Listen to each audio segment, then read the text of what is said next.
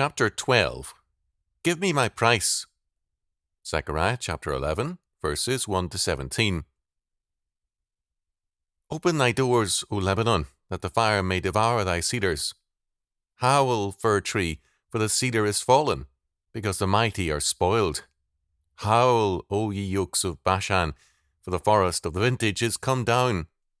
There is a voice of the howling of the shepherds, for their glory is spoiled, a voice of the roaring of young lions, for the pride of Jordan is spoiled. Thus saith the Lord my God, feed the flock of the slaughter, whose possessors slay them, and hold themselves not guilty, and they that sell them say, Blessed be the Lord, for I am rich, and their own shepherds pity them not. For I will no more pity the inhabitants of the land, saith the Lord, but lo, I will deliver the men every one into his neighbour's hand, and into the hand of his king, and they shall smite the land, and out of their hand I will not deliver them. And I will feed the flock of slaughter, even you, O poor of the flock. And I took unto me 2 staves, the one I called Beauty, and the other I called Bands, and I fed the flock. 3 shepherds also I cut off in 1 month, and my soul loathed them, and their soul also abhorred me. Then said I will not feed you. That dieth, let it die, and that is to be cut off, let it be cut off. And let the rest eat every one the flesh of another. And I took my staff, even Beauty, and cut it asunder, that I might break my covenant which I had made with all the people. And it was broken in that day. And so the poor of the flock that waited upon me knew that it was the word of the Lord. And I said unto them, If ye think good, give me my price, and if not, forbear. So they weighed for my price 30 pieces of silver. And the Lord said unto me, Cast it unto the potter. A goodly price that I was prized at of them. And I took the 30 pieces of silver, and cast them to the potter in the house of the Lord. Then I cut asunder mine other staff, even Bands, that I might break the brotherhood between Judah and Israel. And the Lord said unto me, Take unto thee yet the instruments of a foolish shepherd. For, lo, I will raise up a shepherd in the land, which shall not visit those that be cut off, neither shall seek the young one, nor heal that is broken, nor feed that standeth still. But he shall eat the flesh of the fat, and tear their claws in pieces. Woe to the idle shepherd that leaveth the flock! The sword shall be upon his arm, and upon his right eye. His arm shall be clean dried up, and his right eye shall be utterly darkened. The prophet Zechariah had prepared the people for the coming of the Lord.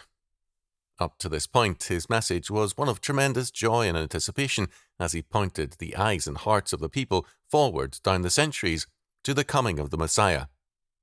Now, as he deals with the work of the Messiah and this relationship to Judah and to Israel, the message becomes one of judgment. He calls upon nature to prepare itself for the destruction that shall overwhelm the land. He declares unto the people that when the Messiah comes, the judgment of God shall be upon them, because they are led by false shepherds, and they themselves have followed after false shepherds. The words of the prophet Zechariah cease to be his words as he speaks. They are the words of Christ, as if Christ speaks through the mouth of Zechariah and reports on the conversation between God the Son and God the Father. Judgment is to come. Judgment is an unhappy ending to a story. People in every age have been partial to happy endings. They insist on them. People want to believe that somehow love conquers all, and everything is going to work out right, and all the unhappy people are going to be brought together, and all the criminals are going to be made law-abiding citizens and good Christians. Everything has to be made exactly right. Many people have approached the Bible the same way. Israel and Judah rejected Jesus Christ, and God cut them off for their unbelief. But many people are going to have, if they can do anything about it, a happy ending to the story of Israel and Judah. They insist that God is going to restore to them all kinds of privileges without the necessity of faith, that he is going to fulfill all kinds of prophecies in and through them of themselves. This is the lust for a happy ending, and the lust for a happy ending is with us on all sides today, in the church and out of it. In our legislation today, we go not in terms of justice, but in terms of the idea of a happy ending. Those who do not work, instead of being told they shall not eat, are told, line up and get your welfare checks. We're going to provide cradle-to-grave security for them. Those who, because they are unable to have more, do not have certain things, are told, you shall have what everyone else has. In every age and in every culture, this is the mark of evil, the lust for a happy ending. Max Radin, himself an advocate of happy endings, in socialistic law, in his book Law as Logic and Experience, tells a story of one judge in a Muslim country, Amir by name, who had no desire to offend anyone on either side in any decision, and he was always trying to compromise so that it would be politically an expedient decision. It would give a happy ending for himself and for all parties involved. On one occasion, two people on adjoining farms came to him, both very powerful people, with a dispute concerning the land that was between them, each claiming ownership over it. To offend one or the other would certainly have not been a happy ending for the judge, and so the judge settled it. He decreed that the son of the family was to marry the daughter of the other, and they were to receive the land. He was bound and determined there was going to be a happy ending. But this is not justice, and it is not of God. God's word is very clear as he speaks in verses 9 and 10. And the Berkeley version, perhaps at this point, brings it out even more forcibly when it translates. So I said, I will no longer shepherd you. You shall die the death, and you shall be wiped out, completely obliterated. Those who remain shall eat each other's flesh. Then I took the stick pleasantness, and I hacked it apart to break the covenant which I had made with all the people. Jesus Christ, speaking through Zechariah, says, you shall be wiped out. You shall be completely obliterated, because you have rejected me. And on that day when you reject me, I shall wipe out 3 shepherds. Verse 8. At once, the offices of priest, prophet, and king shall be taken from you, because they are my offices, and they are no longer yours. And of the shepherd and his 2 staves or rods, verse 7, beauty or grace on the one hand, and union or unity or covenant on the other hand, our Lord says, I will take these, my shepherd's staffs which stand in terms of my faithfulness to you, my grace and the unity I give, and I shall hack them apart to break the covenant which I have made with you. That dieth, let it die, and that is to be cut off, let it be cut off. Verse 9. Jesus Christ came, and by his own word he fed the flock of the slaughter. Those that were to perish, he witnessed to. He fed them miraculously by his word and by his miracles. When the time was come, he said unto them, If ye think good, give me my price, and if not, forbear, if ye think good. Verse 12. In other words, if you have respect for what I am to you as the good shepherd of the sheep, if you recognize me as your Messiah, as the Son of God, then give me my price, and if not, forbear. My price means to recognize my sovereignty, to recognize that I am King of kings and Lord of lords, that I am he by whom all things were made, and without whom was not anything made that was made. Jesus Christ is saying, acknowledge me, bow down before me and yield me the sovereignty that is my due, and if not, forbear. So they weighed for my price 30 pieces of silver. Verse 12. They weighed 30 pieces of silver for Jesus Christ. In the law of God, as given through the prophet and lawgiver Moses in Exodus chapter 21, verse 32, the laws of indemnity specify that if someone should, through a mishap, kill the slave of another man, the indemnity was to be 30 pieces of silver, the price of a slave. Jesus Christ, speaking through Zechariah in 487 BC, declares, If ye think good, give me my price, and if not, forbear. So they weighed for my price 30 pieces of silver. Verse 12. The Sanhedrin acted deliberately. They knew that Jesus Christ came in plain and obvious fulfillment of all that the Scriptures declared. They knew that he came obviously as the Son of God, the Messiah, and that he was obviously the one of whom the Scriptures spoke from beginning to end, and that, when he marched into Jerusalem on Palm Sunday, he marched in fulfillment of the prophecy of Zechariah, that the words of Zechariah were being deliberately fulfilled. Rejoice greatly, O daughter of Zion. Shout, O daughter of Jerusalem. Behold, thy king cometh unto thee. He is just, and having salvation, lowly, and riding upon an ass, and upon a colt, the foal of an ass.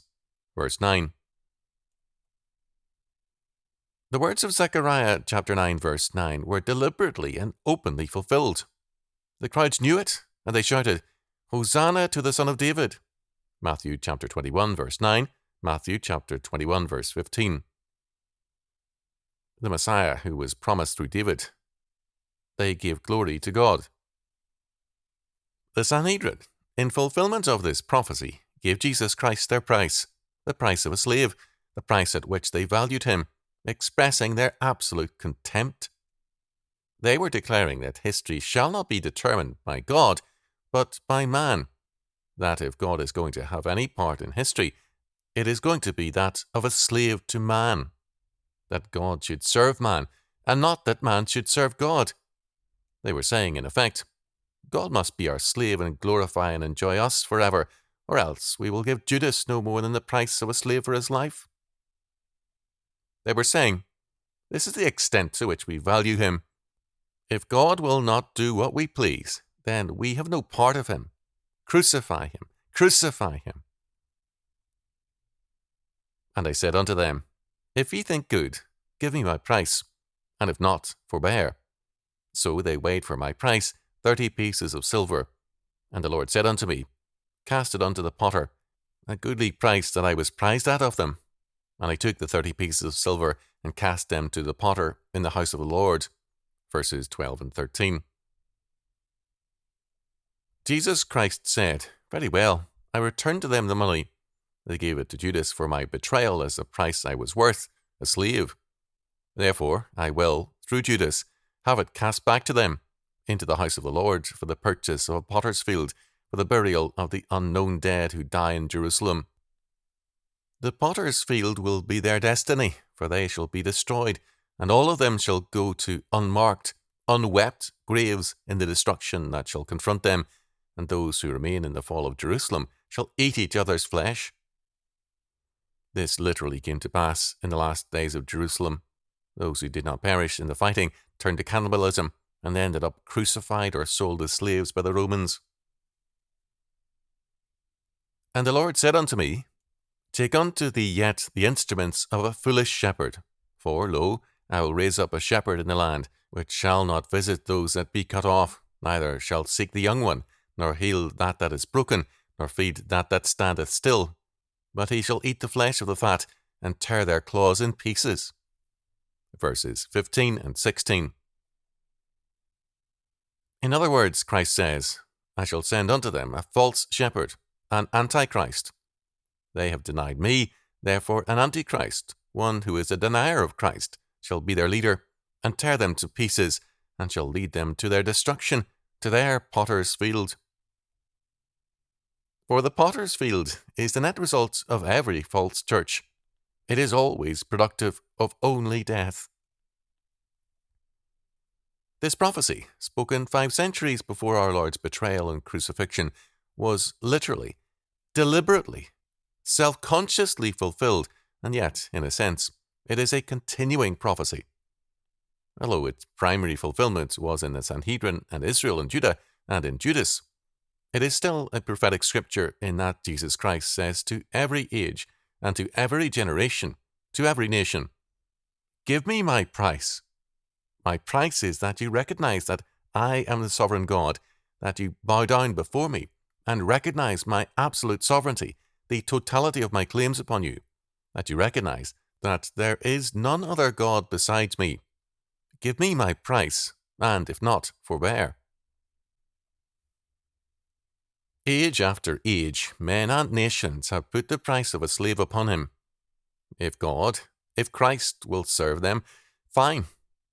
They are ready to believe in him if he can do something for them.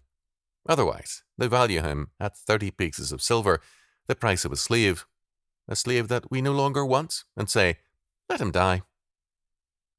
Judgment, therefore, hangs over every people as they answer our Lord's statement, give me my price, with the Sanhedrin's answer. But those who yield him sovereignty become his blessed meek, who inherit the earth and who delight themselves in the abundance of peace.